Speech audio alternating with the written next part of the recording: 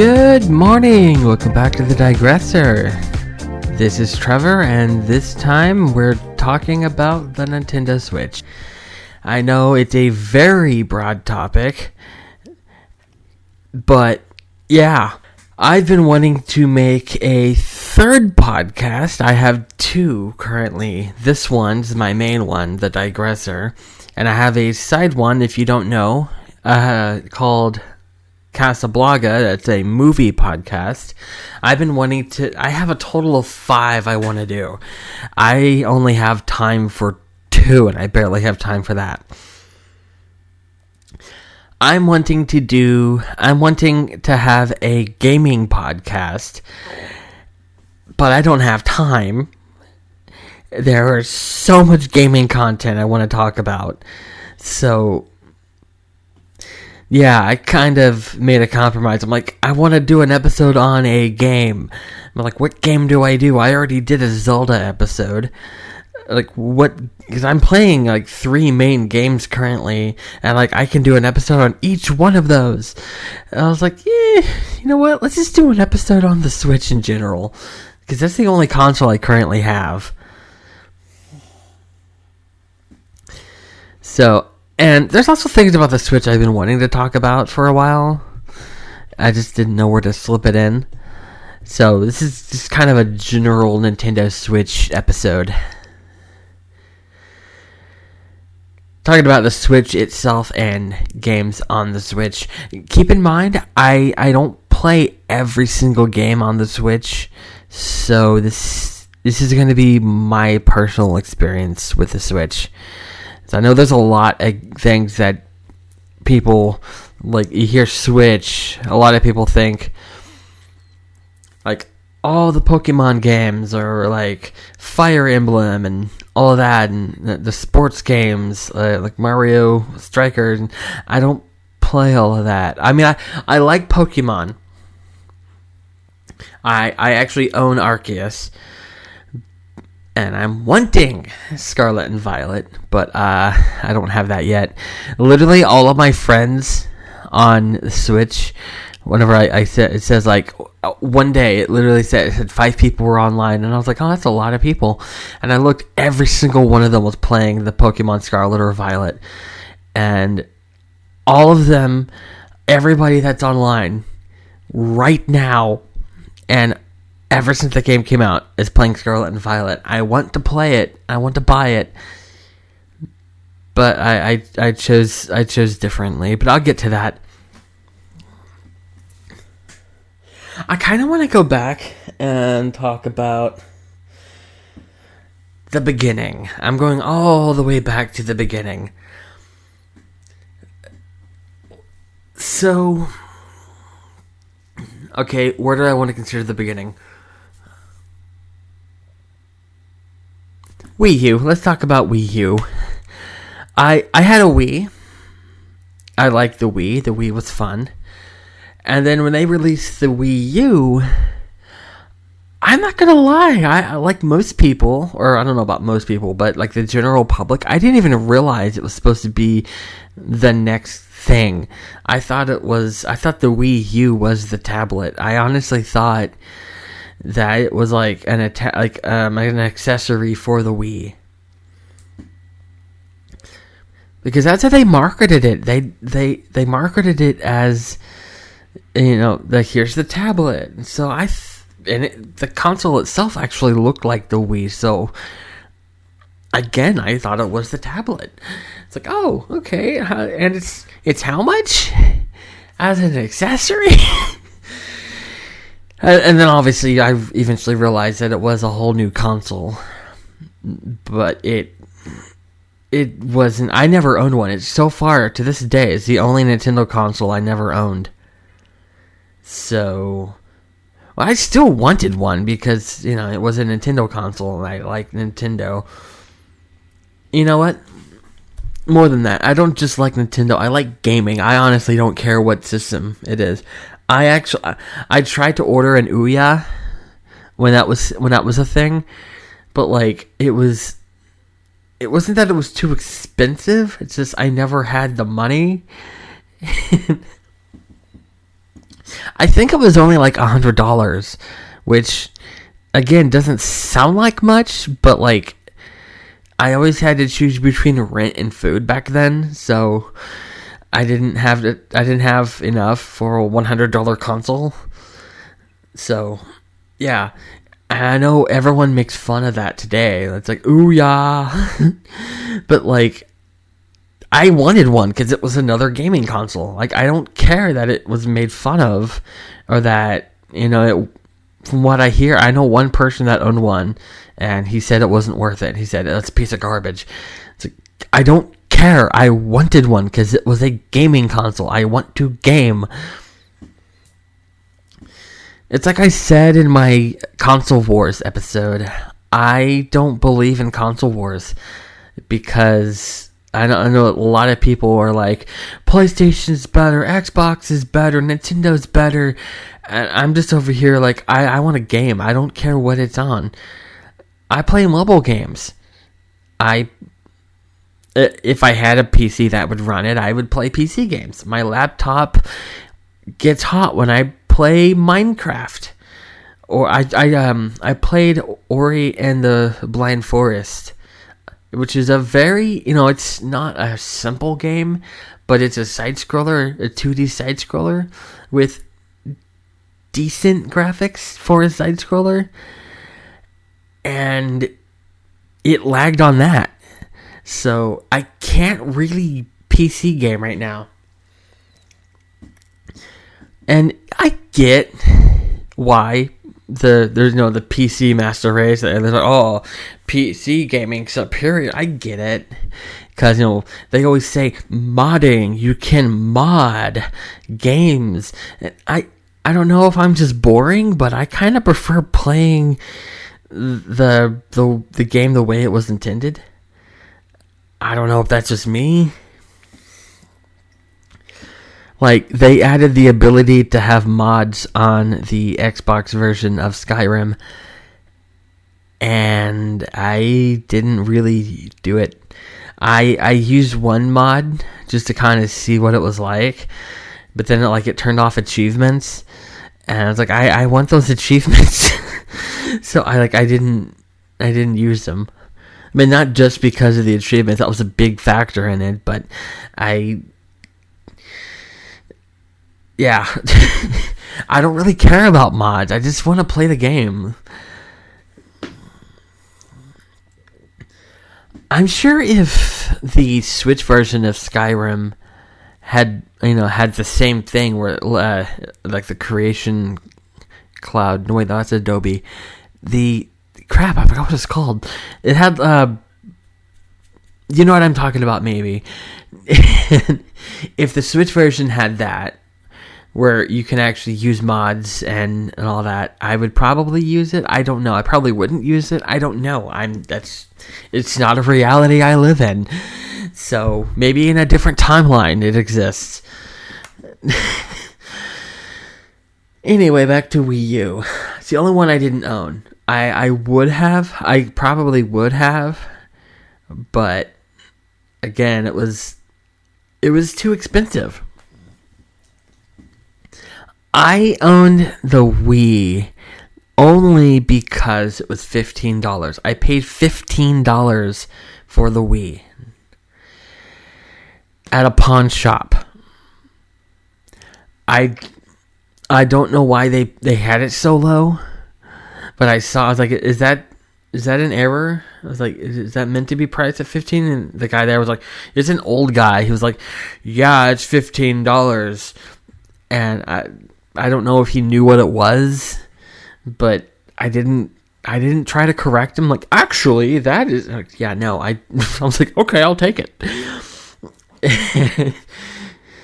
And yeah, it was a very good console. Very underpowered, but it didn't need to be super powered. Like, again, like I said, I play mobile gaming. Games don't have to be like super advanced, high graphic, whatever, to be fun. Like, I literally play like Tetris. I play Tetris on my phone. I play a game called I Love Hue, which is like very, very basic. It's like graphically very basic. It's just like colors and like it rearranges, and it doesn't have to be super advanced to be fun. And I don't know why people don't understand that. Like, when people they try to say that Xbox and PlayStation is the superior console, they're always like, it has the teraflops, and I was like, I don't, like, now you're just making up terms. Like, that's not a thing. Like, I'm sure it does. I'm sure it is a thing, but like, that's not something I care about. It's like, sure, like some of these games that are coming out now look super realistic and amazing. They look incredible and breathtaking. But it usually doesn't really affect the gameplay. It's like a fun feature that's not really important in the end. And it's part of the reason some people make fun of Nintendo and put it down. It's because they're underpowered. They're not, like, graphically the highest thing. They're not really competing with Xbox and PlayStation. Xbox and PlayStation over here directly competing with each other head to head. And Nintendo's off in the corner doing its own thing and thriving. And what's funny is I think Sony's the only one actually trying to compete. Xbox is, I don't know if you've seen, or whoever you are listening, check out Xbox's the Twitter account, because they're kind of in the mindset I am. Like, I don't care what system it's in. I don't care what system it is. I just want a game. They, like the Xbox Twitter account, they, like, whenever Sony has, whenever PlayStation has like a major release or a major like accomplishment or something, Xbox will tweet out congratulating them, or like, good luck on this, whatever, like, congratulations on the God of War selling 5 million in a week or something like that. Like, Xbox will literally say, they literally did a post a few years ago. It had like every console. I forgot what the post was exactly, but they have a picture of like every console, a current console, and said, whatever you game on, make sure that I don't remember, but like, they embrace the entire gaming community. They don't try to say, oh, we're better than PlayStation or whatever. Meanwhile, PlayStation's like, we're not like Xbox because we have all these exclusives. Yeah, PlayStation has way too many exclusives, but you know who else has a lot of exclusives? Yeah, I digressed away from Nintendo. So, back to the Wii U. I remember back in those days when the Wii U was the current console and Nintendo just kept making mistake after mistake after mistake, and I understood they were going for a family-friendly vibe, especially kid-friendly, but they were going too kid-friendly. And it was to the point where people were saying, Nintendo might not continue as a gaming company, like they might not continue as a hardware company. They might do like Sega, where Sega was making hardware and now they just make software. There hasn't been a Sega console since the Dreamcast, and people were saying, oh yeah, this is the end for Nintendo. But then they made an announcement, an upcoming something, the Nintendo NX. What is it? Nobody knew. But Nintendo kept saying, this isn't going to replace the Wii U. This is its own separate thing. I remember, I don't know if it felt like a year, but it was like a really long time. And all of us were like, what is the NX? Even at E3 and all those things on the year previously in 2016, and when they announced Just Dance, they would list all the consoles it was going to be on. They said Nintendo NX. So it's like, we know that was just a code name, but on official things like the Just Dance advertisement and like all the other things, it was listed as Nintendo NX. So I was like, is that the official title? I mean, it's kind of a dumb name, but I mean, it's I remember the date. October 20th, 2016. They released the announcement video, the first look at Nintendo Switch. They announced the name as like Nintendo Switch. And I even watching the trailer, I couldn't grasp what was like going on. Like I could, because it was such a new concept, at least to me. There's some people like, oh, I predicted this months ago or years ago. This is just like the blah blah blah. In the announcement trailer, there's a guy playing the new Zelda game. And then he takes apart his controller and slides them onto the console and pulls it up from the dock, and then it's showing on the tablet. And I'm like, wait, what? And I had to watch it like 3 or 4 times, and I was like, no, how does that even, that doesn't even make, because it was such a foreign concept to me. Like, I was like, this doesn't even make sense. It was a hybrid.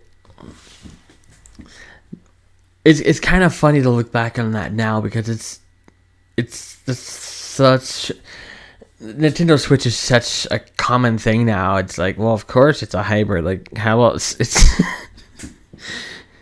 it's like the first time you heard of an iPod. It's like, you could fit 1,000 songs in your pocket? Yeah. But they also, it launched with Breath of the Wild, and that I already did an episode on Zelda, so I won't talk about that. I didn't get a Switch until COVID, actually. When I got my tax return, I bought my Switch in April 2020. And yeah, I bought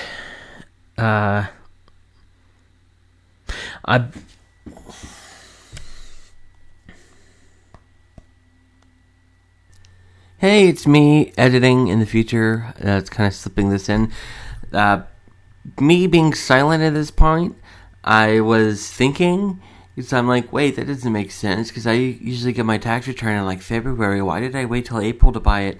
Because like the timeline didn't make sense, but I just kind of went with it.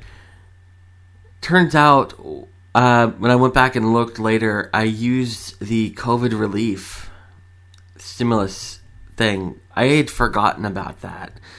So that's what I used. So yeah, I ordered the console on Amazon, and I also bought 5 games. I bought Legend of Zelda Breath of the Wild, Link's Awakening, Mario Kart 8 Deluxe, Super Mario Odyssey, and Just Dance 2020. Those were my original games, and they arrived before the console got here. So I spent it took like a week for the console to get to me. And it was kind of annoying because I had these games and I'm just staring at them like, come on. But yeah, it finally arrived. And what's the first thing I did? You would think the first thing I would do is pop in Breath of the Wild, Mario Odyssey, Mario Kart. No. The first thing I did, because I also did the a year of the Nintendo Switch Online. So I got the NES and Super NES things. I didn't play the physical games first. The first thing I did was play The Adventures of Lolo on the NES online. Because out of all of those games on there, that one is probably the most nostalgic, and I'm surprised they even had it, because no one's ever heard of it. When I would tell people, they were like, "What's your favorite NES game?" And I'll go, "Adventures of Lolo," and everyone's like, "What? What's that?" So when I went looking through the games, I'm like, of course, there's going to be Legend of Zelda, Mario, all these games. And then I saw Adventures of Lolo, and I'm like, "Oh my god!" It's like freaking out. There wasn't even a whole lot of games, so the fact that they included that was amazing. And of course, on the Super NES version, they had Link to the Past, and that's one of my favorite Zelda games, even now. And so I played the heck out of that. Of course, I eventually got to the physical games. I spent a lot of time on Breath of the Wild. I quickly beat Mario Odyssey. And yeah, I now have... okay, so Switch is the only console I actually buy physical games for. For PlayStation and Xbox, I buy digital. Switch, I buy physical because it has limited storage. I now have 26 physical games. So, and digitally, I have 285. Yeah. So I guarantee you I haven't played about half of those games. When I first got the Switch, I actually went through and I looked at all their free games, and I would say downloaded pretty much all of them. And I love their sales. Like, literally, they'll have games on sale for like 6 cents. I literally saw a game on there on sale for 1 cent. And they have amazing sales on there. So, there's a lot of games that I bought on sale like that. They're not even necessarily good games. There's a lot of games I bought for like less than $1, and I play for 5 seconds, and I'm like, oh yeah, this is garbage. Basically, I did that so much. I have almost 300 games, and most of it's just games I bought on sale to pad out my library. Because I have like almost 600 Xbox games and like 400 PlayStation games. So, because I've had those longer, and I've only had the Switch like 2 years. So, yeah, I had some catching up to do. Up until I bought my Switch, I kept hearing people talking about Drift. The Joy-Con Drift. And apparently it was such a big issue that even Nintendo themselves apologized. They publicly apologized for the Drift. I have no idea what these people were talking about. I didn't have any issue. I didn't have any problem with my I don't know what they meant by drift. And I saw videos of people that are like, the characters are running to the left. And I'm like, so don't let them run to the left. So for the first year that I had my Switch, no problem. Totally perfect. And then I started having drift. I set my Joy-Cons down, and my character started running to the left. I was like, hey, wait a second, why is that happening? And then I understood. It just kept getting worse and worse and worse. I even have a TikTok video where I was playing Sky Children of the Light, and my character was just running. And I was like, my drift is really bad. How bad? And then I pulled the phone back to reveal that I wasn't even touching the Joy-Cons. I wasn't touching the Switch at all. My character was running. And it happened all the time, like on Animal Crossing and on the menu. Oh, you know what's a fun game? A fun game on the Switch isn't even a game. It's called Fight the Drift on the dashboard. Because one way to temporarily fix the drift is to go to the controller settings and then like reassign the Joy-Cons or the Pro controller. But the problem is, if the drift is too heavy, you're basically fighting the drift as you're trying to select the controller menu, the icon on the dashboard. Like, a lot of times you'll accidentally select like the store or the screenshots or the power button or whatever, and it's like, no. So yeah, the final blow on my Switch came last year, about a year ago actually. I was going to explain who Emery was, but if you've been listening to this podcast, you know exactly who Emery is. I was living with them for 6 months last year, and I was upstairs, and I accidentally dropped the Switch, and it bounced down the stairs all the way to the bottom. Fortunately, their staircase is carpeted, but it still did some damage, even though at first I didn't notice because it was unscathed, like there wasn't any cracks or anything, and I'm like, oh, okay, that was close. But within a few hours, the fan started making loud noises, and the drift got really bad on both Joy-Cons, because before it was only on the left, and now the right one was doing it. So it just kept getting worse and worse, and to the point where a couple months ago the Switch was just completely unplayable because the drift in both Joy-Cons was so bad, and the fan would go sometimes, and I ended up buying a Switch OLED just to replace it. And what's funny is I'm so used to the drift that just out of habit, I'm like fighting the non-existent drift on the dashboard. So I'm quickly going, like when I'm on the dashboard, I'm like quickly going to whatever I need to do. So like before the drift happens, and there's no drift because I'm just so used to it. But yeah, the OLED model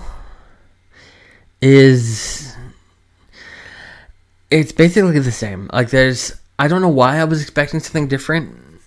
It's literally the exact same, which it's fine. I mean, it's what it is. It's the OLED model. The only difference is the screen. The screen is bigger.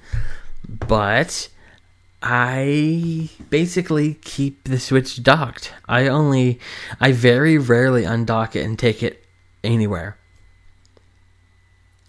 So the bigger screen really has no effect on me at all. So the the only benefit of having this is no drift for now, because apparently the same issue that caused the drift is in the OLED model. So apparently, from what I hear, it's an easy fix. There's a YouTuber who he has a video of himself fixing it. Apparently, from what I understand from his video, the reason for the drift is, I don't even understand this entirely, and just basing it entirely on what he says. And I saw the video like 3 years ago, so my memory isn't that great, as you know if you've listened to this regularly. Under the analog sticks, there's like a millimeter space, and what he does is take like the thinnest like piece of paper or something, slides it between that empty space, and that fixes the drift. And Nintendo could easily do that. But they don't. Oh, they issued an apology. But that's it. And of course, that's just based on my memory of a YouTube video I watched 3 years ago. So I could be completely wrong. I most likely am. So there's another thing I saw a while back, a couple years ago. It was about the dock. It was kind of confusing. Apparently, I keep saying apparently, I just realized that. So they were saying that the dock on the original Switch was discontinued, which doesn't make sense. You can buy a Switch, but not the dock. If they ever do a Switch Pro, I have an idea for the dock, or something they should have done for this, for in the first place for this, because the dock, and it's cool and everything, but it doesn't really do anything except hold the system and you plug it in. It's so simple that I've actually seen people that got really creative. They actually took apart their dock, took the components of it. It's like basically just like a motherboard type thing, and made their own dock. And they got really creative. But that just also kind of shows how pretty much pointless the dock is. It's not pointless. It's just basic. So what they could do, and I told other people this, and they were like, actually, that's a good idea. So the reason that some of these games, they can't do... A lot of these games that come out for the Switch, they can't really do like very high-end graphics or anything too dramatic. Like what they did Resident Evil Village, but it's cloud version. So yeah, it's not really on the Switch. It's a cloud version, which notoriously just inferior. There's a lot of things that are a hindrance to the Switch because it's a hybrid. It's a TV console and a handheld console. And so their focus whenever they design it is on a handheld part. So even though I primarily play it docked, I'm basically playing with the limitations of a handheld.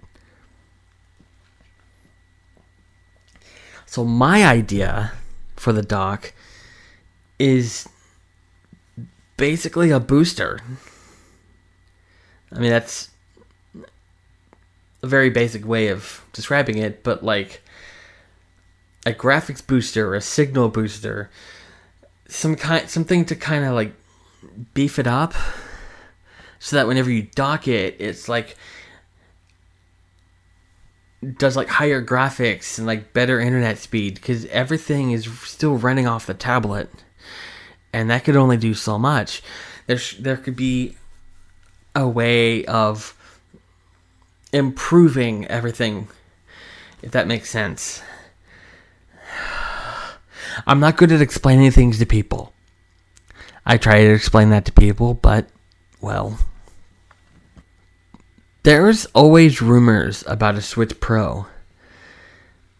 Nintendo keeps denying it, but I heard Miyamoto kind of hinted at some hardware upgrade coming in the future. I watch Switch Force. That's basically my main source for like Switch news. I know there's other channels, but Switch Force is my go-to. And he was talking about how like Miyamoto had talked about kind of, I don't know if it like hinted at a hardware upgrade or talked about it, or yeah, but it sounds like they're working on an updated or an upgraded Switch. It sounds like Zach from Switch Force actually said that if there is some new hardware in the near future, like next year or anytime, it would most likely be, like the Switch Pro would be like an updated version of what we have. So like everything's backwards compatible. It wouldn't be the next big thing. It would just be an updated version. It wouldn't be a Switch 2 or like the Wii U to the Wii or something. It would basically be, I want to say like the new 3DS next to the 3DS, but some of those weren't backwards compatible.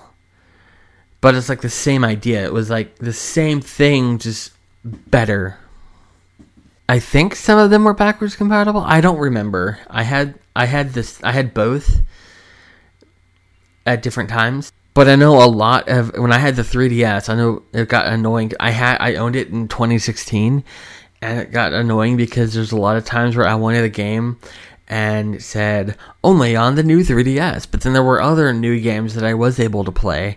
So I was like, is it fully backwards compatible? Is it partially backwards compatible? Is it not backwards compatible? I don't know. Actually, with the 3DS and the new 3DS, that would be forward compatible. Is that a thing? Forward compatible? I don't know if that's a thing.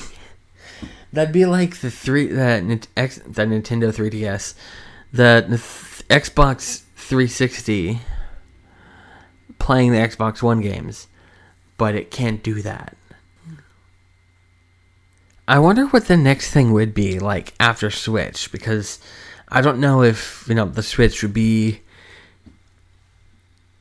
a permanent console. Obviously, it's not going to be a permanent console. There's going to be a next console. But how do you move on from this? Because, I don't know. Like, we all thought, the Wii and the Wii U, like, that era, that Nintendo had a certain style in that era, where everything was, like, white and blue and silver.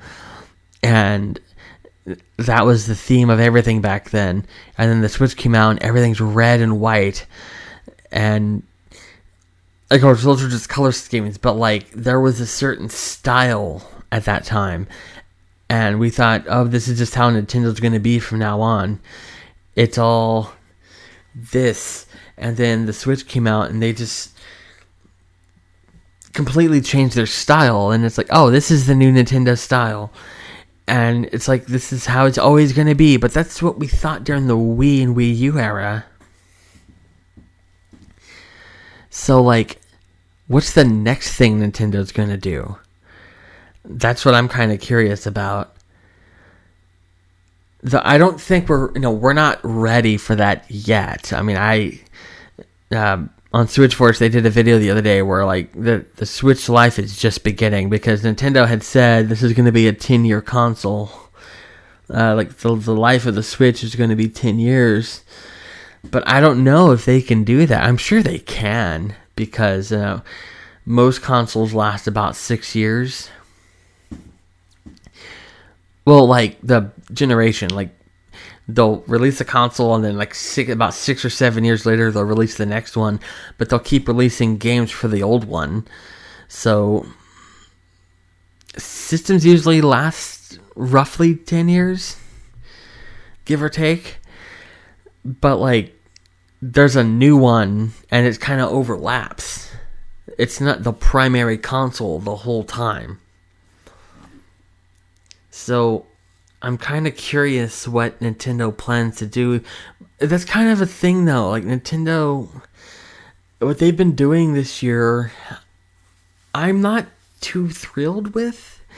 And I actually agree with most of what Switch Force has been saying this year. Where like before they would, like for some reason this year specifically, they're just kind of like drip feeding us information. Like, we barely got any directs this year, and the ones we did get were kind of lackluster. Every now and then, we'd get something interesting, in the directs, but like overall the directs weren't anything that special. Like there was one direct they did where like over half of the game announced were basically farming sim RPGs, and it's like, one, I understand, two, okay, but like 6 or 7, like most of these games are farming RPG farming sims. It's like, what? That is a very oddly specific genre, and you're primarily focusing on that. You know what we want to hear. We want you to talk about Zelda. We want you to talk about Pokemon. We want you to talk about anything else. And they didn't give us what we wanted. But it looks like 2023 might be different because, again, well, I say again, I haven't even talked about it. Well, for starters, we've got Tears of the Kingdom coming out. And then there's the Mario movie, which, okay, I'm going to talk about the Mario movie for a second. When they announced it, I was like, oh no. And I saw who was making it. It was the same studio that did Despicable Me. And I was like, oh no. Starring the voice of Chris Pratt. Oh no. And, I was just like very disappointed. And then they released that first trailer, that first teaser. Mushroom Kingdom, here we go. Like with everyone, I was like, ugh. Or at least Bowser's cool. Okay, when they announced the cast, the only one I was not scared about was Jack Black as Bowser. Because Jack Black is, he's a gamer. I knew he was going to be good. Because he's good in everything. He's never not good. And sure enough, when he spoke as Bowser, I was like, I can hear Jack Black, but like I also can't. If you've seen the teaser, you know what I mean. He's very that voice. It's very good. It's not just Jack Black being Jack Black. I mean, it's him being Bowser. It's amazing. That was the only good thing about the trailer. Like that whole penguin scene. It's like, oh, this is amazing. And then we see Mario, and it's like, ugh. And then they just released this new trailer this past week, and I think like everyone universally was like, never mind. This looks amazing. And I'm actually sold on Chris Pratt as Mario, and there's one moment in the trailer that sold me on him. It's in the Mario Kart scene. Well, first off, when I saw the carts, I literally was like, oh! I was like, oh, he's freaking out. But the moment that sold me on him as Mario was during that scene in the trailer when he goes wahoo, or whatever, however he does it. I was like, that is Mario. I don't care if it's Chris Pratt. That was Mario that did that. And I got to thinking about it, and I think I'm kind of glad they're giving him this voice, because like usually, I forgot who voices Mario. Charles something. It begins with an M. I've seen interviews with him. He's like really nice. He's like the coolest guy. And yeah, I'm sure. And it, like in all the games where he talks, it's usually just like short things like "let's go," or stuff like that. Like very short little phrases. I'm sure like an hour and a half, 2 hour movie with like the high pitched Mario would get really annoying very fast. So now that I'm thinking about it, I'm kind of glad they gave him kind of a normal voice, because that makes it tolerable. I just kind of wish they had given it to a voice actor and not a Hollywood A-lister, because the entire cast list is just A-list celebrities, like Hollywood celebrities. They didn't give it to any voice actors, as far as I know. Not gonna lie, I don't know who the Luigi voice, Charlie something, and the girl that does Peach, Anna something. I don't know them two. Those two I don't know, and everyone's freaking out like, oh yeah, they're perfect for the roles, and I'm like, yeah, I don't know who they are. But I knew who the others were, and I was like, the only one I wasn't concerned about was Jack Black. Seth Rogen as Donkey Kong, I was like, as long as he doesn't do his laugh. Like, I know that's kind of cliche to like not like Seth Rogen's laugh. I mean, it has, it's funny in certain contexts, but like, I saw the video. It was like a 10-hour loop of the Seth Rogen laugh, and I made it about 30 seconds, and I was like, nope.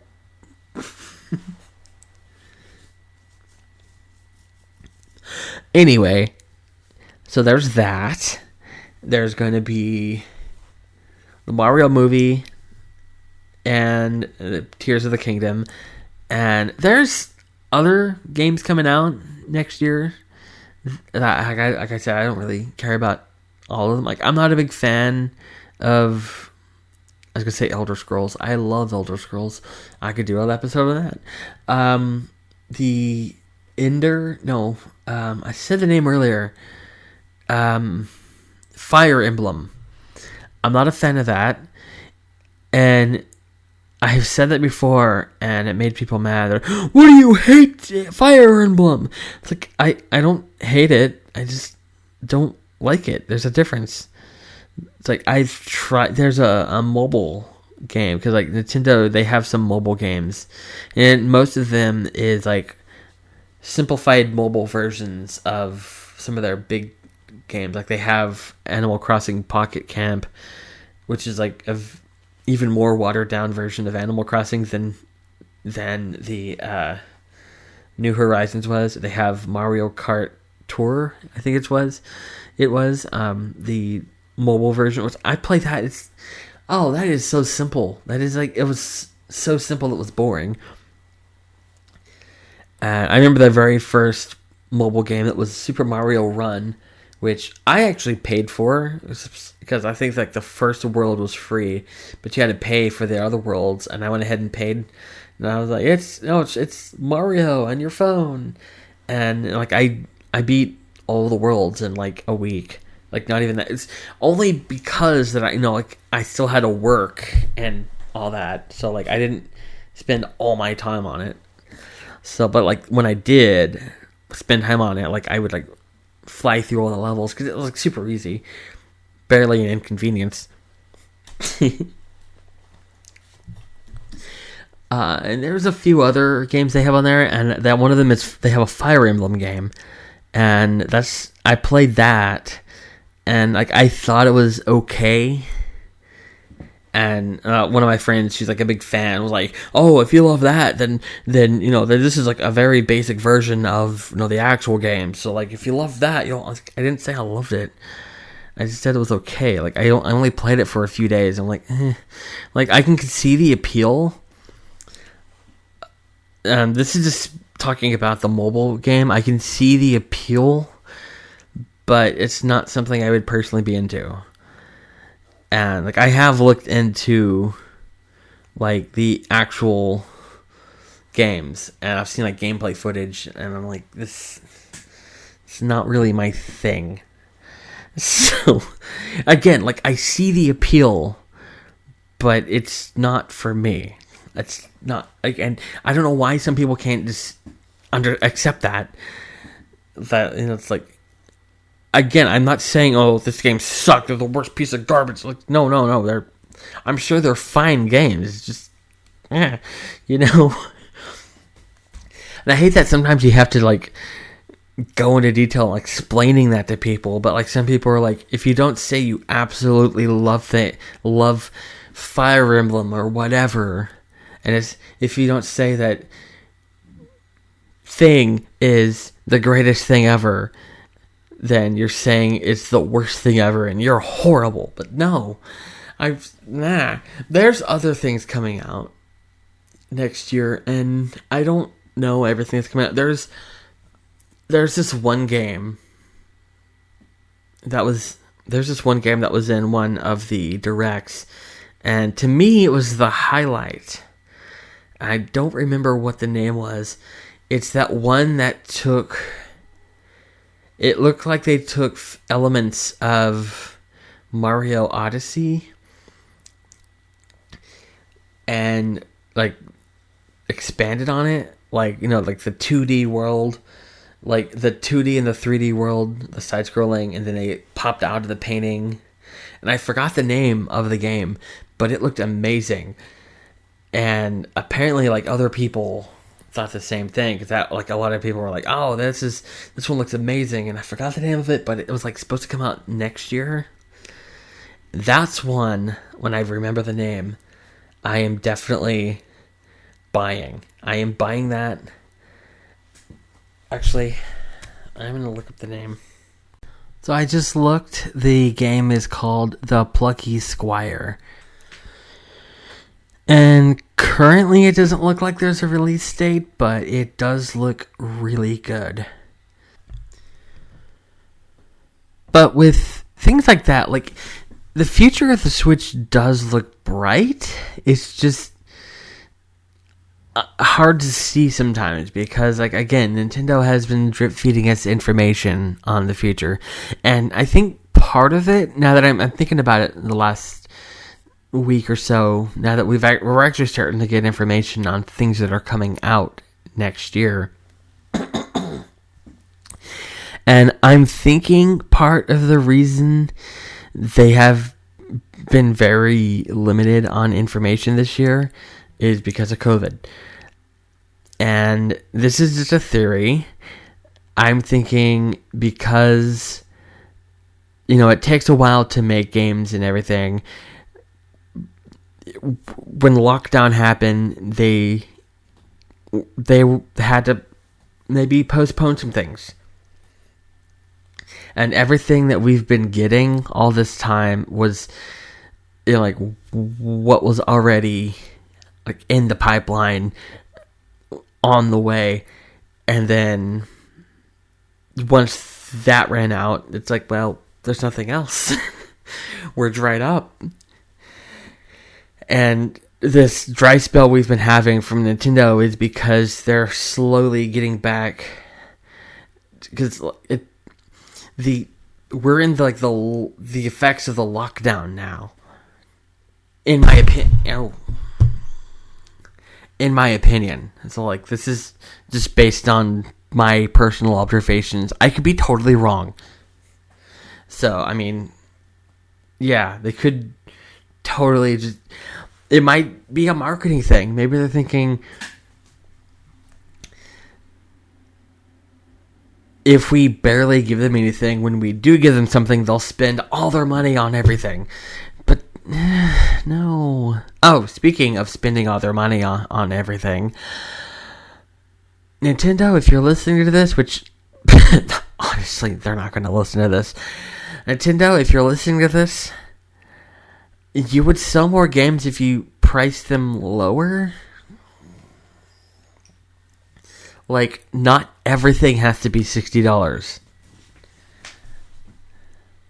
For example, Breath of the Wild, $60. That makes total sense. Link's Awakening, it's a great game. It is a great game. But it's a remake of a 30-year-old game. And it's priced the exact same as Breath of the Wild. In fact, most of the Nintendo first-party games are $60, regardless of, like, content. Like, everything it's just automatic $60.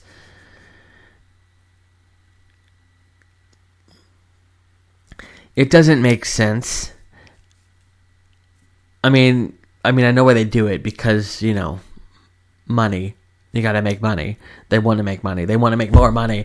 But I don't think they realize they would definitely make more if they charged less. Because there's been times where I wanted to, like with this Pokemon, I get why those are $60. Because, it's Pokemon. And it's like the biggest Pokemon game in a while. But it's a pricing thing for me. I would have gotten it already if it wasn't a pricing thing. Of course, again, like I said, bad example because it's Pokemon. And it's like the biggest Pokemon game in a long time. So that makes sense at $60. But there's other games I totally would have gotten if it wasn't for the price. Like Metroid Dread. That one, I did eventually buy it, but I didn't want to spend all that for it. I don't think it was $60. I think the reason I think it was on sale. I don't think I wouldn't have spent $60 on that. 'Cause I think my even okay. I haven't beat Dread.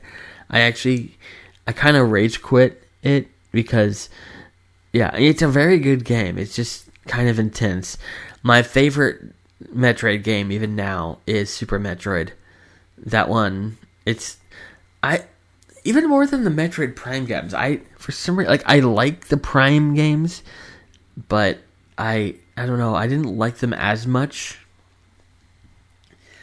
They're like cult classics now, where everyone loves them. And if I say that, it's okay.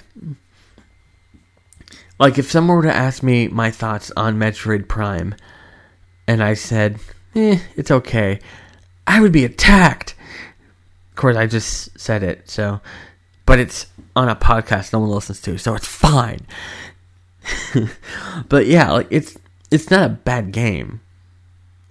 It was actually surprising that I knew it was a 3D game, but I didn't know it was a first-person game until I played it.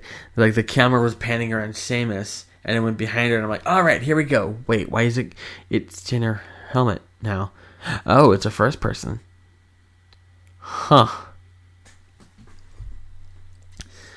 So, that was a bit of a shock. But, I've only played the first one. I haven't played the second or third one. I had borrowed it from a friend. Whenever I said this story before, my neighbor and I, a long time ago, we swapped consoles. He borrowed my PS2 and I borrowed his GameCube. He owned Metroid Prime. And so I played his copy. And so that's the only one I've ever played. And when they announced Metroid Prime 4, everyone lost their heads, and I was like, oh, okay, cool. It's one of those things where, I was happy for those people. It's like Pokemon. I'm a fan of Pokemon, but not, a fan of Pokemon. I've barely played any. I have fans who could name every single Pokemon. Game and actual Pokemon. I've got... Well, actually, most of my friends are huge Pokemon fans. And that was never me. But, it's... Unlike with Fire Emblem, where, I just don't care about it... I actually, I like Pokemon, and I've been wanting to get into it. It's just, at this point, it's I think Pokemon's one of those things you had to have grown up with, because most of my friends who can name every Pokemon grew up with it, and I think I saw something recently, there was, a study that said that, 80, was a lot of these kids can name 80% of the Pokemon, but can't name 40% of the common wildlife animals or something like that. And it's because, like, when you're young, you're more impressionable, and you see these Pokemon when you're a kid, and it stays with you. And I'm getting into it now when I'm 34. So I only know a few, like, Pikachu and Charmander and Pichu and Eevee, and like some of the, like, a few others. So I can't ever memorize all of them. And so, like, when they announce a new Pokemon game, like, I'm excited for my friends. It's like when they announce Scarlet and Violet, I was cheering, and I was like, yay! But, like, not because I was excited. And then I was like, yay, I get to play a new Pokemon. I was excited for my friends because I knew my friends would be excited. And sure enough, like, they're all, like, ecstatic. And as I said, like, they're all playing it. And like, I do plan on getting it. When they announced Arceus, I still don't really know how to pronounce it. I could be pronouncing Arceus. I just say Arceus because it makes sense to me.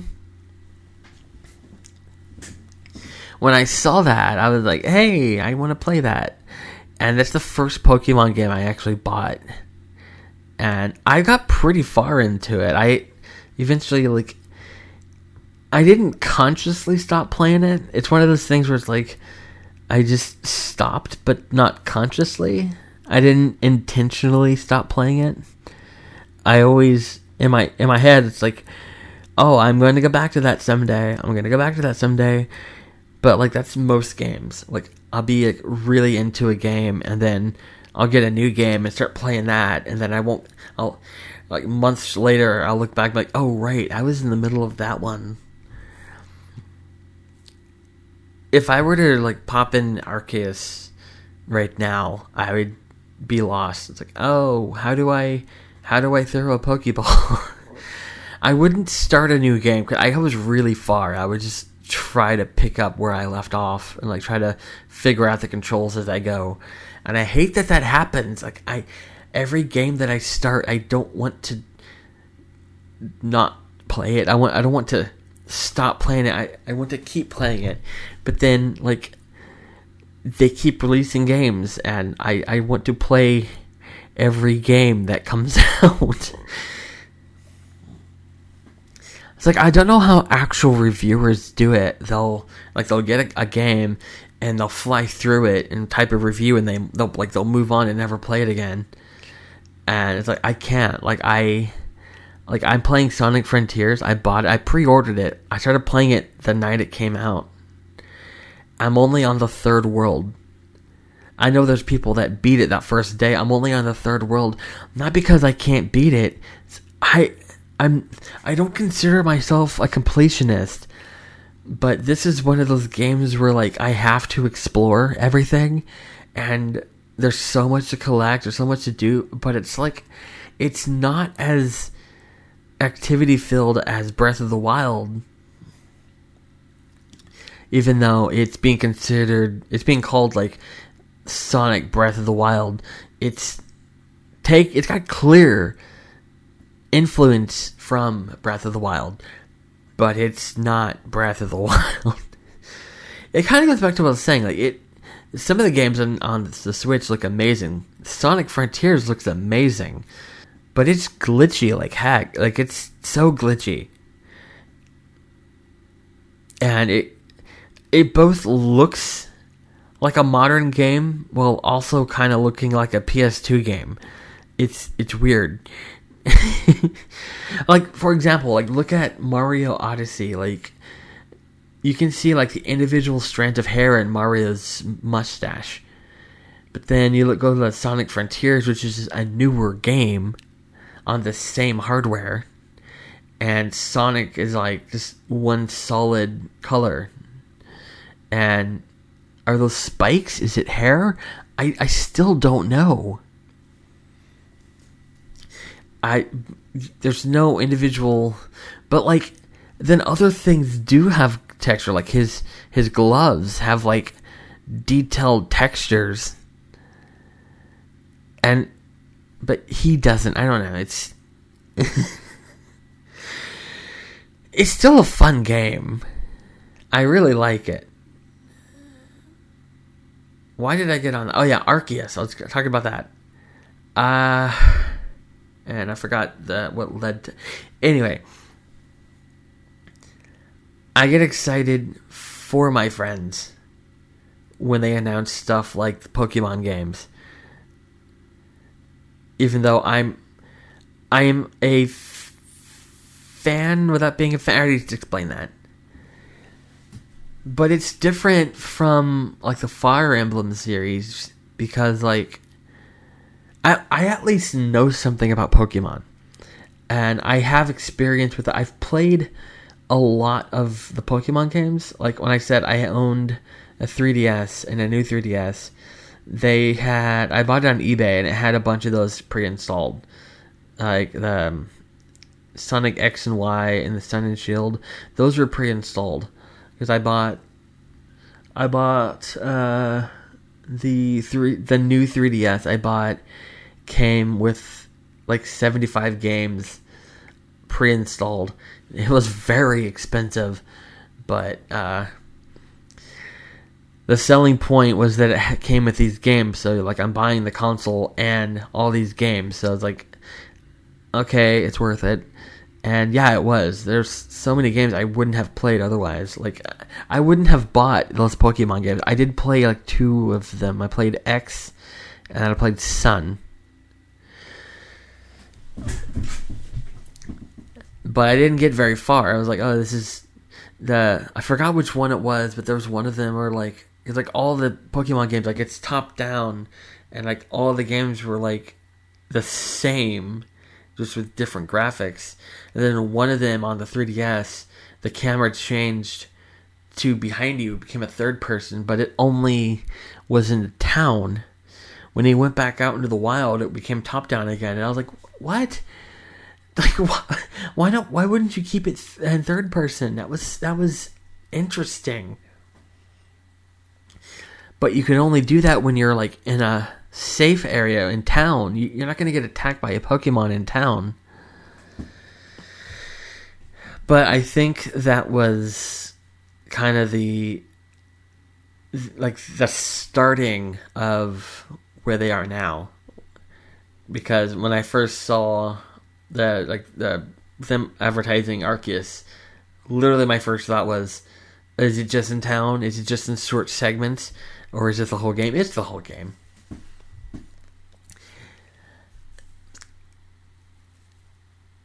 But like the difference between that and like Fire Emblem, I don't have any like real experience with it. I didn't grow up with it. I think those are older games. I think they were on like the older systems. I don't really know.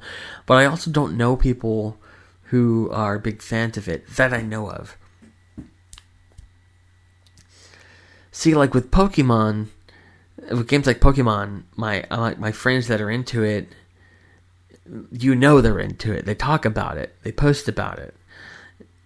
With Fire Emblem, that's not really a thing that I see. I don't really see people talking about it that much. I see people I see the games advertised and like talked about in like advertisements and stuff. It's not something that it's kind of another thing that it's kind of like with Monster Hunter. I'm not a fan of that either. I have played a little bit of Monster Hunter World, and I thought it was okay. It was kind of interesting, but it's not something that like that one I actually played less than I played the Fire Emblem on the mobile game version. I played Monster Hunter World for about 2 hours, and I was like, it's interesting. Like I know I didn't even get into like the actual like open world section. I was still like following this character around and kind of like getting into the game, and I was like, yeah, no. I'm sure had I, kept going until I got to the open world section, I would have enjoyed it, but I don't know. Like you don't have to like every single game, and that's what I guess again people don't seem to understand. Like, there's so many games out there, so many franchises, so many series, which, yeah. You're not going to be into every single one of them. It'd actually be a little weird if you were into every single one of them. So, like, I wasn't really into Animal Crossing until New Horizons. I think that's pretty common. I had a few friends that were into Animal Crossing, so I was aware of it. The main thing I knew about it is one of my best friends, she was saying that it helped her with her anxiety. Like, she would get anxious and she would pop in that game on her 3DS. She played New Leaf. And that's what I would think of when I think of Animal Crossing. It's good for anxiety, and I have bad anxiety. So it's something that I always wanted. It didn't come pre-installed on that 3DS, so I never got to play it.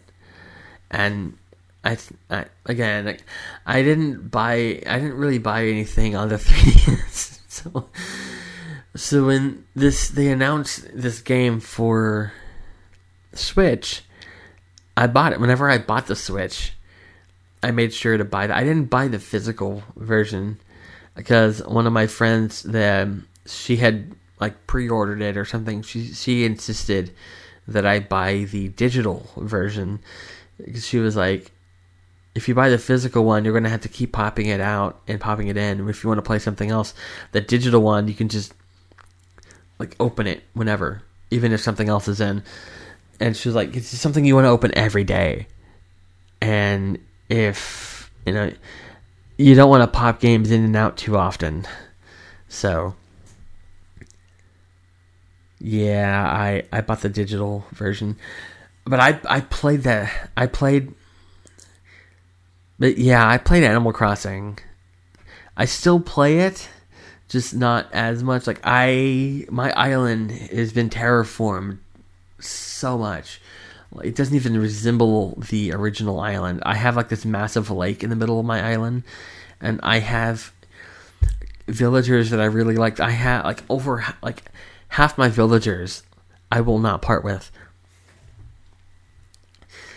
And I could do an episode on Animal Crossing, but like probably won't, because again, this is my first experience with Animal Crossing. I know people who've played it from the beginning, and I could have them as a guest and they would do all the talking.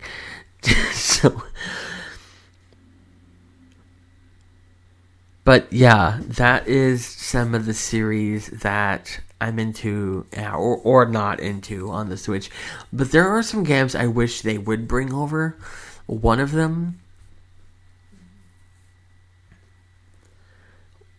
the series I wish they'd bring over is Dishonored.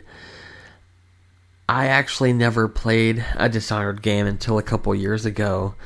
I don't remember if because it was on Xbox. I don't remember if it was Games with Gold title that I got for free, or how I got it. But I own Dishonored 2, and I played that, and I immediately loved it.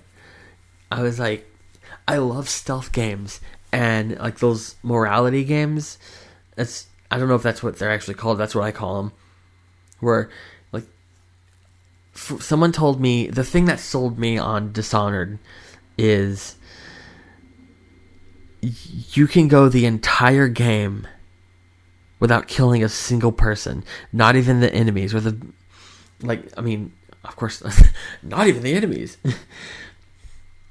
Like, including the bosses. Like, I don't remember if they said even the bosses, but I don't think there's bosses. Like, even like the main villain of the movie, you don't have to kill them. You don't have to kill anybody. And that gives you that choice. You have all these weapons, but you don't have to use them. You can use stealth. You can stealth your way through the entire game and interact with like almost everything. And I was like, this is too good to be true. And then I played it. I played the second one. And I'm like, this game is amazing. It's like one of the best games I've ever played. And then I bought the first one after I had played I didn't beat the second one. I got a good way. I don't even know if it was like halfway. I got a good way in. And then I bought the first one. And I can see, how they improved they improved all the mechanics and stuff on the second one.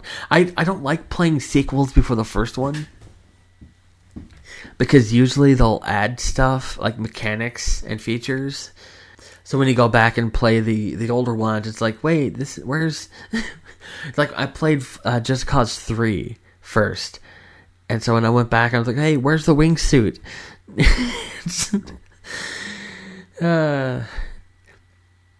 And my first Assassin's Creed I ever played was Assassin's Creed Brotherhood. And then I played like all of them up to Black Flag. And then I went back and played the original Assassin's Creed. And I had been spoiled by all the mechanics of the later games. And I did not like the original Assassin's Creed. I was like, this game sucks. And I stopped playing it. And then a couple of years ago, I went back and played it again and with like a fresh mindset. And I was like, okay, yeah, this game's actually pretty good. Because I had an idea what Assassin's Creed was. And what's annoying about people in Assassin's Creed is they'll see the new games, like Origins, Odyssey, Valhalla, and they'll be like, that's not real Assassin's Creed. I'm not going to call it Assassin's Creed because yeah. I was kind of in that mindset back then because I had an idea of like Assassin's Creed is like this. And then I played the original game and I was like, this is garbage. And then after I played my favorite Assassin's Creed game is Odyssey. I beat it twice, both times making different decisions, and I got the I played it 3 times because I played it making my own decisions, and I got like the semi good ending, and then I wanted to get the best ending and then the worst ending. So there's I think like 5 moments in the game that determine the ending, which ending you get. So I made all the good choices and got the best ending, and then the third playthrough I made all the worst decisions. I got the worst ending, and I was like an evil Cassandra, and it was actually kind of funny. But yeah, like I loved that game to the point where it changed my perspective on Assassin's Creed.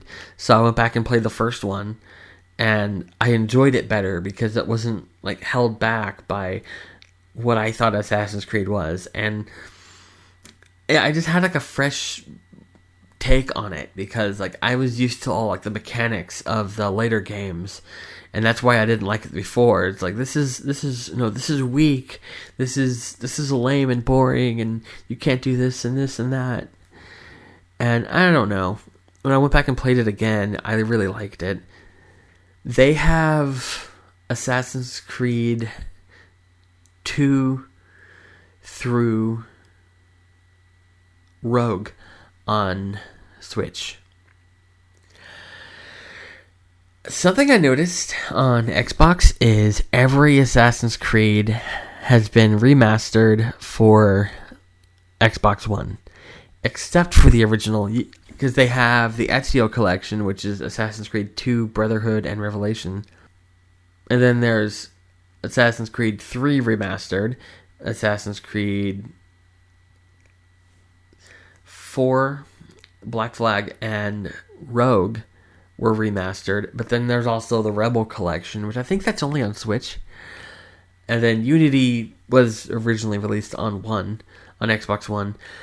So they've all been remastered and are playable natively on Xbox One, except for the original Assassin's Creed. It is backwards compatible, but they're all backwards compatible. They've just all been remastered, so they play natively instead of backwards compatibly. If that makes sense, but I'm sure it does. Anyway, if there's one series I want to come to the Switch, it is Dishonored. Because that series is amazing.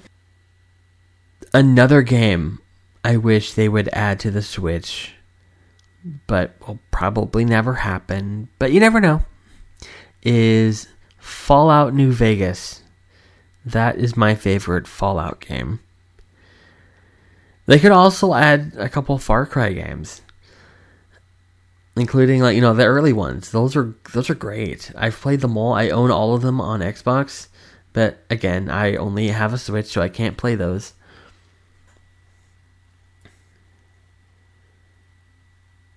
I think the first 3 Far Cry games would be perfect for Switch because they're, graphically they're very much compatible with a Switch. Especially the first 2. The third one, I'm sure it would be fine on Switch.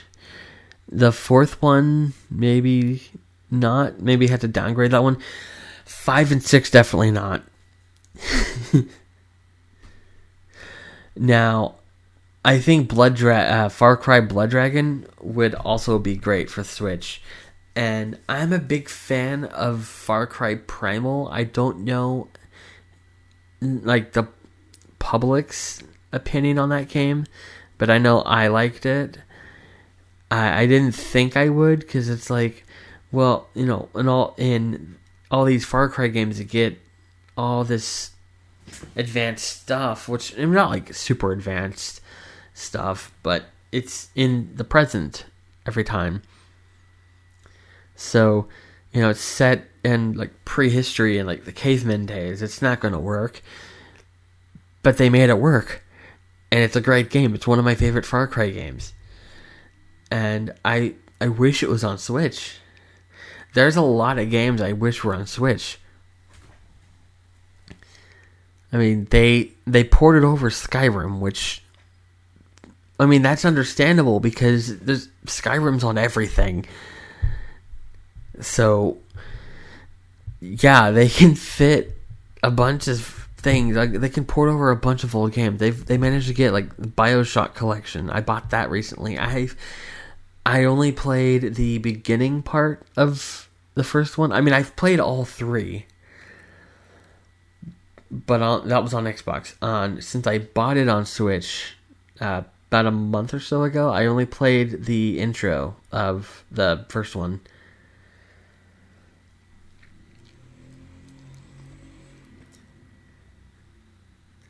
They've also got Borderlands. That's another one I own physically. Borderlands 1 and 2, and the pre-sequel, I think. I haven't actually played them.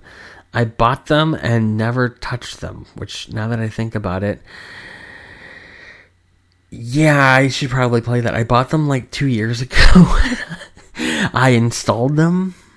Oh, yeah, something I forgot to mention earlier. When I bought the OLED model, I made sure to buy a terabyte micro SD card, because I had the 250 gig one, and I kept having to delete games to fit more games on it. And so I was like, I'm getting the terabyte one, and yeah, I managed that 200 something, that almost 300 games that I said I have, because I make a list of every game I have. I have an app called Evernote, and I use it every day for everything, and I have a list of every game I have on every system. I have a separate note for every console. On this OLED model that I have, on the terabyte micro SD, every game is installed, and I'm not even using half of the space. So, yeah, and that includes the Borderland games. Those fit, and I haven't even played them. Actually, I'm going to go through. I'm going to list what games I own physically. I'm not going to list every single game because, like I said, that's almost 300. It's 285 games. I am not listing that.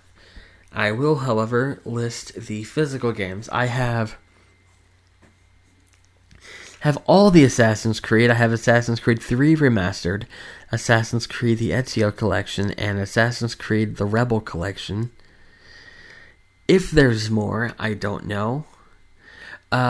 So I saw on the Assassin's Creed Odyssey Wikipedia page recently, I saw that it's available on Switch, and I got excited, and I rushed over to the eShop. I'm like, I am buying that. It's not available. So I researched a little further. It's available in Japan. cloud-based. I know earlier I said cloud-based is garbage, but I would make an exception for that. I would buy that, I would download it, and I would play it all the time. I would have a 4th playthrough. Anyway, Borderlands The Legendary Collection. That's one I own. Elder Scrolls 4, Skyrim. Oh, wait, no, crap. Elder Scrolls 5, Skyrim, the Anniversary Edition. Upgrade. I upgraded. I didn't pay $70 because I bought the physical version. I was like, I figured they would release the Anniversary Edition, but then like there was no announcement, so I was like, okay. I bought the physical version, and then like a week after I got it, they announced the Anniversary upgrade. I'm like, oh, come on! But because of that, I only paid $20 instead of $70, so that works. I've also got, here's the one I'm surprised they even put on the system. Grand Theft Auto, the Trilogy, the Definitive Edition. I own that on Switch. Ice Age Scratch Nutty Adventure.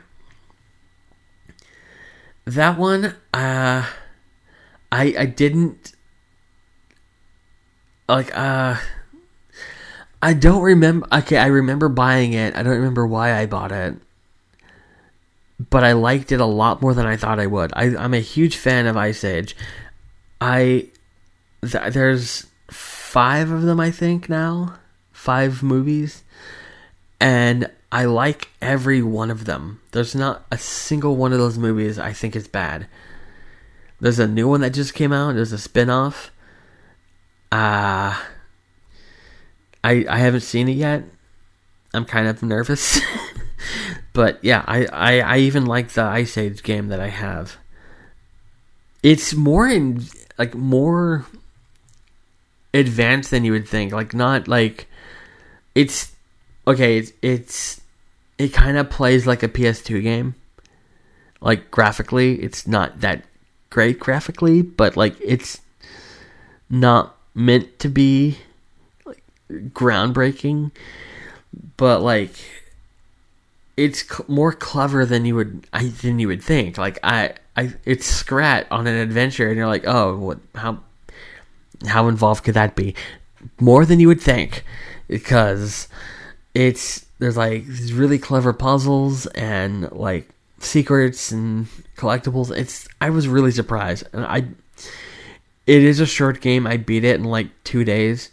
But it was still fun. I keep meaning to replay it because I liked it that much. This is going to be easy. I'm going to go through 6 of them really fast. Just Dance 2017 through 2022. Yeah, I own every Just Dance for the Switch. I also own 2023 edition, the case, but that came with a download code. I actually was kind of confused on how to list that because I own the physical case. It's on the shelf, but I own it digitally. So I eventually compromised. Not really compromised. I listed it in the digital section, Just Dance 2023 edition, because it is the digital version. I have Just Dance 2022, the card, in the system, so I can play that and I can play 2023 edition without having to take that out. So like it's a digital copy, even though I own the case. So it's I knew it was going to be digital, but I decided to buy the quote-unquote physical edition just to own the case. So now I have all the cases for all the Switch versions, kind of to complete the collection. Also, for some reason, I don't understand this, the digital version on the eShop was $60, because of course it was. But the physical edition on Amazon and GameStop and everywhere else, $40. Because reasons? I don't know. Anyway, continuing, I've got LA Noire, which again, I'm surprised that's on there. It's not that it's a really good game. It's a great game. It is kind of random that it's on there. Like, it wasn't that popular. Like, Rockstar calls it, when they talk about it, they call it a franchise, but it's literally one game. I think they said somewhere like they plan on making a series out of it, like making more of those. But after all these years, they've still only got the one game. But it's a franchise? I don't know. Anyway. Oh yeah, so really quick before I move on. My one big complaint with LA Noire, they recreated a 1940s LA. I think it was 40s. Might have been 50s. I think it was 40s. Anyway, they recreated LA. And it's Rockstar, so you think open world. And technically it is open world. But you can't really explore it. I mean, technically you can. But your partner, the whole time, is acting like Navi. Because he's like, hey, we got a case we got to be working on, Cole. And it's like, I just want to explore the city. It's like, we should go interrogate that witness, Cole. It's like, I'm sorry, I just want to explore the city. Shut up. So, I mean, it's technically open world, but it, like, kind of nudges you towards doing the mission. It's like, there should be, like, an in-between, like in GTA. Like, after the mission is done, you know, when you're between missions, you can basically explore at your leisure, which you can technically do that during a mission sometimes.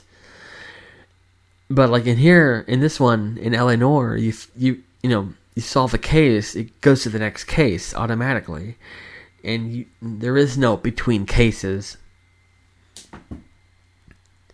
But again, it is a good game. I really like it.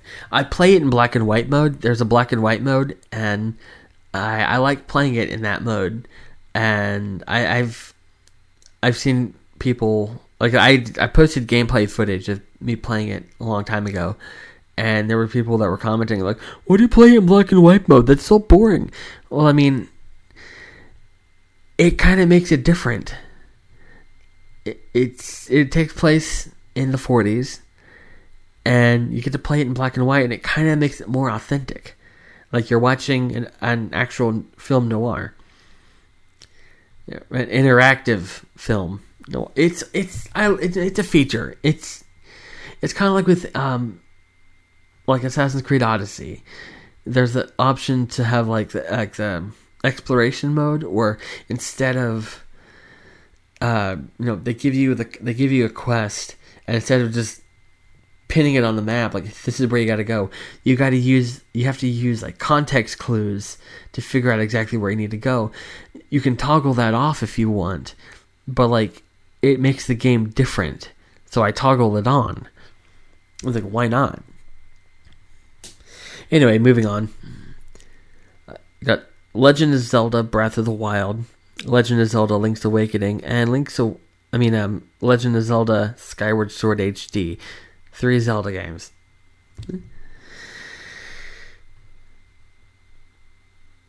Lego Star Wars The Skywalker Saga.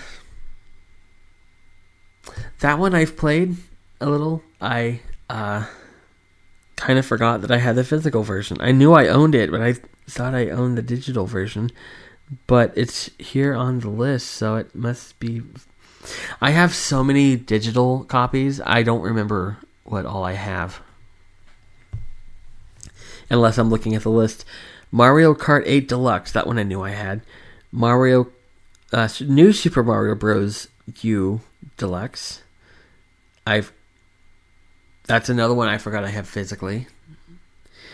Pokemon Legends Arceus, I've already discussed that. Super Mario 3D All Stars. I bought it before the deadline, and it's still available at Target, so limited edition. No, it wasn't. Super Mario 3D World plus Bowser's Fury. That one I had to get. I had to get that one. Super Mario Maker 2. That one is my second most played game. My number one most played game is Animal Crossing New Horizons. I have like 1,500 hours on that game. And Super Mario Maker 2, I have half that. And it's still my second place game. So that's how much I've played Animal Crossing.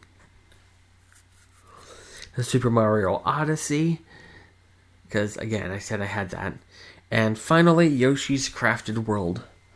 Which, I always like the Yoshi games. I know people talk crap about it, but, I actually really like them. And this one is similar to, the N64 game, Yoshi's...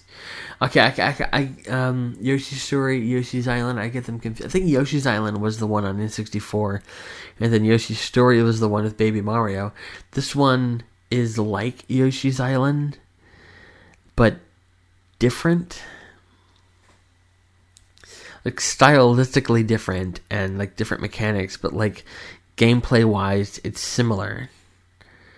And I really like that one, and I really like this one. And, yeah, I like all the games I have physically. Even though I played Borderlands on Xbox. I should have said that earlier. I've played Borderlands on Xbox, and Borderlands 2. I just haven't touched my copy on Switch. That's what I meant. I just realized that that I didn't specify that. It's so why did you buy this if you've never... Because I know that I like them. I like the Borderland games, which is why when I saw them on Switch, I bought it. And usually I only buy the big games physically because of the storage thing.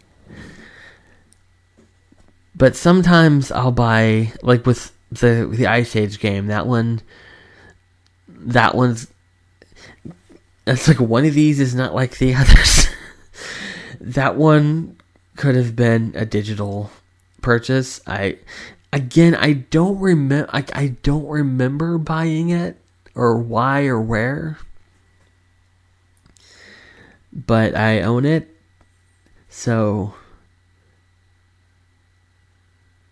wait, actually I am curious. So I just looked on my Amazon orders. I did not buy Ice Age on there. So I obtained it some other way. I don't remember how or when I got it. So, yeah. I'm sure one day it'll come to me. Somebody will be like, do you remember when I gave you that Ice Age game? And I'll be like, yeah, you're the one that... I don't know. I probably bought it in person. Actually, now that I think about it, I think I did buy it at the store. A store. I don't remember. Walmart, maybe? I don't remember. It's really bothering me that I don't remember where I got that. But anyway, this episode's going a lot longer than I intended it to. So I will say this in regards to Joy-Cons. Yes, that is abrupt change of subject. I just gave you topic whiplash. I mostly use my Joy-Cons for Just Dance now. I mostly use a Pro Controller. A friend of mine gave me a Zelda Pro Controller, which if you watch Switch Force, he once said there's no Zelda Pro Controller, which makes no sense because I own a Zelda Pro Controller.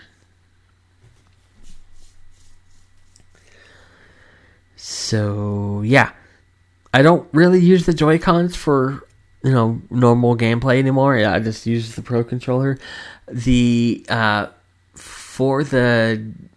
For Just Dance, I actually have these wrist straps things that you put the Joy-Cons in.